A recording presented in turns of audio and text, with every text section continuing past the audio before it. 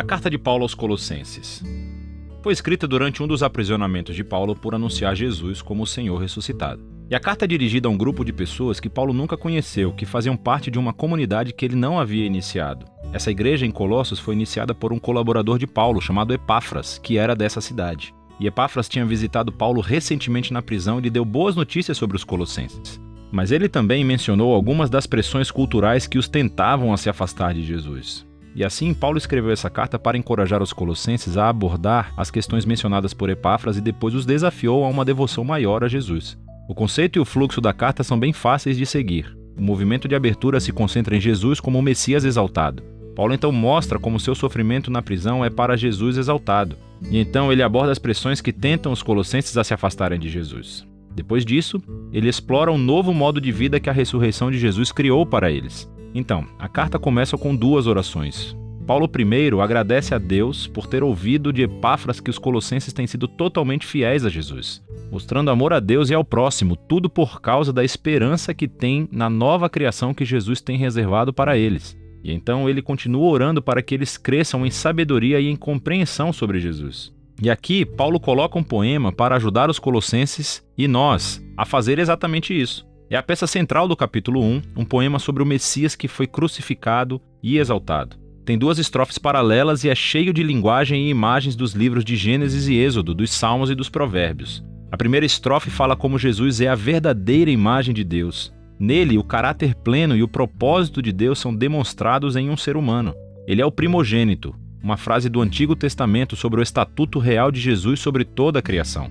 Ele compartilha a identidade do único verdadeiro Deus Criador. E através dele, toda a realidade, todos os poderes e autoridades espirituais e humanos foram criados. É em Jesus que descobrimos o Messias como o próprio autor e rei da criação.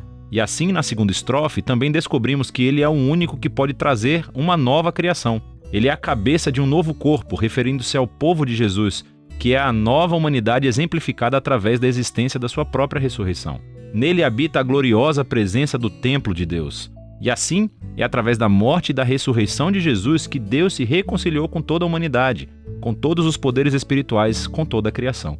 É um poema notável e Paulo continuará se referindo a ele ao longo da carta. Então, ele primeiro mostra como a verdade desse poema transforma a sua própria experiência de sofrimento na prisão. Ele está sendo punido por anunciar ao mundo grego e romano que Jesus ressuscitado é Senhor e Rei de tudo e de todos.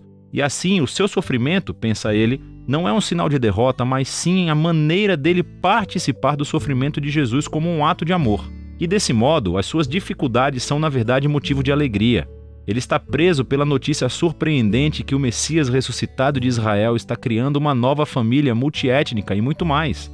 Assim como a glória divina habitava em Jesus, Jesus também habita no meio de sua família internacional. Ou, como Paulo diz, o Messias que está em todos vocês é a esperança da glória. Paulo então aborda as pressões culturais que estão tentando os colossenses a se afastarem de Jesus. Eles foram confrontados com uma combinação de politeísmo místico junto com uma pressão para obedecerem às leis da Torá. Então, todos esses novos cristãos cresceram adorando os vários deuses gregos e romanos que governavam diferentes partes da vida humana. E muitos simplesmente adicionaram Jesus como mais uma divindade que eles poderiam adorar. Houve também uma grande pressão da comunidade cristã judaica para que esses não-judeus demonstrassem o seu compromisso com o Messias, adicionando a observância às leis encontradas na Torá. Especificamente, ele menciona a adoção de uma dieta kosher, a observação dos dias sagrados e a circuncisão. É muito parecido com o problema que ele abordou na carta aos Gálatas. Para Paulo, ceder a qualquer uma dessas tentações é se comprometer. Demonstra uma falha no entendimento sobre quem Jesus realmente é e o que ele fez por você. Os colossenses viviam com medo de poderes espirituais e espíritos elementais, como Paulo os chamava. Mas Jesus triunfou sobre estes através da sua morte e ressurreição e libertou os colossenses de qualquer obrigação. Da mesma forma, Jesus cumpriu em nosso nome todas as leis da Torá que, de qualquer maneira, nunca tiveram o poder de transformar o coração humano egoísta. E assim, o que Jesus fez em vida, sua morte e ressurreição, não carece de nada. Não precisa ser complementado com o seguimento das leis. E de qualquer maneira, ele é a realidade para a qual todas as leis da Torá estavam apontando. Em vez das leis, os seguidores de Jesus têm o poder da ressurreição para mudá-los, que é o que ele vai explorar. Seguir a Jesus significa unir-se à sua nova humanidade, porque as suas vidas agora se uniram à vida de Jesus ressuscitado. E é por isso que Paulo desafia os colossenses a colocarem suas mentes nas coisas acima, onde o Messias está sentado ou governa à direita de Deus. Paulo não está querendo dizer, pense como você um dia deixará a terra e irá para o céu. Pelo contrário, os céus são o lugar transcendente do qual Jesus governa sobre toda a criação. E, a partir daí, um dia ele voltará aqui para transformar todas as coisas. Ou como Paulo diz, quando o Messias é revelado, você também será revelado com ele na glória. Então, Paulo os desafia a viver no presente como os novos seres humanos que eles um dia serão.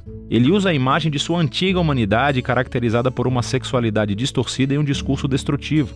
Para os cristãos, essa humanidade morreu com Jesus e foi substituída por uma nova humanidade que é caracterizada pela misericórdia e generosidade, pelo perdão e pelo amor. E essa humanidade transcende as fronteiras étnicas e sociais do nosso mundo, para criar, nas palavras de Paulo, um povo onde não há gregos ou judeus, circunciso ou incircunciso, escravo ou livre. O Messias é tudo e está em todas as pessoas. Paulo então se torna realmente prático e mostra aos colossenses como essa nova humanidade pode existir em uma casa romana do primeiro século, que era uma instituição altamente autoritária onde o patriarca masculino tinha o poder da vida e da morte sobre sua esposa, seus filhos e seus escravos.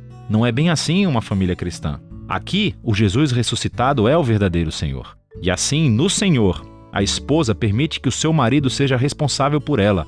E o marido está sujeito a Jesus, amando a sua esposa e colocando o bem-estar dela acima do seu.